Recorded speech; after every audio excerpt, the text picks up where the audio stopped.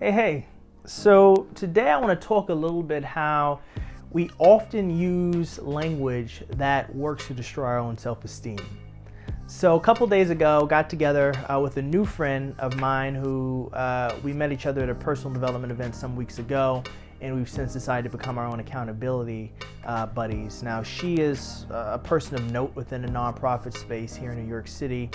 But now she has a dream of creating her own business, right? She's thinking about the next stage in her life and career. So I help her kind of gain clarity on that, add some structure to it, and she helps me better understand the nonprofit space and how I can bring value to it. So it's a very complementary relationship, which I'm thankful for.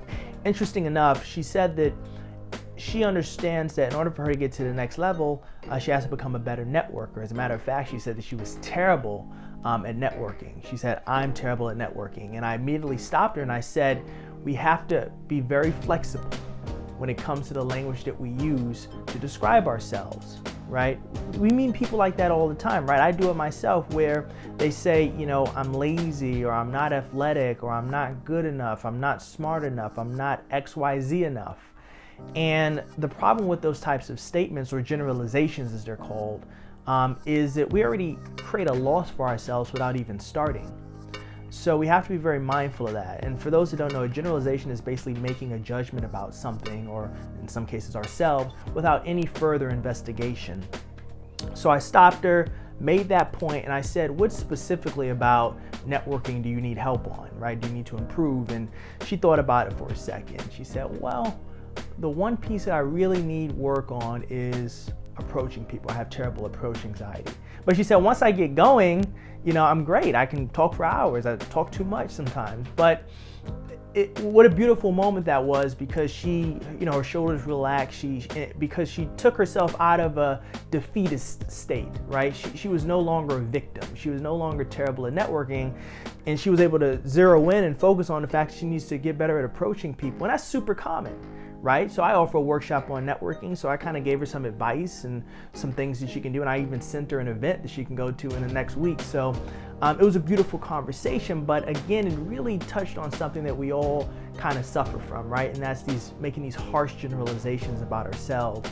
And it's something that we have to be very careful for. So when it comes to making those statements, one piece of advice that I'll leave you guys with is creating what I like to call however statements. So in her case, she might say, well, I'm terrible at networking, because we all trip ourselves up into generalizing, but I'm terrible at networking. However, I'm good at being a conversationalist, right? And once you open up that door to however, and open up that door to possibilities, then you become more confident. And that opens up an inner dialogue of really zeroing in on specifically what you need to work on, instead of just taking yourself out the race altogether. So I really recommend using those however statements. So again, I'm terrible at networking. However, I'm good at talking to people.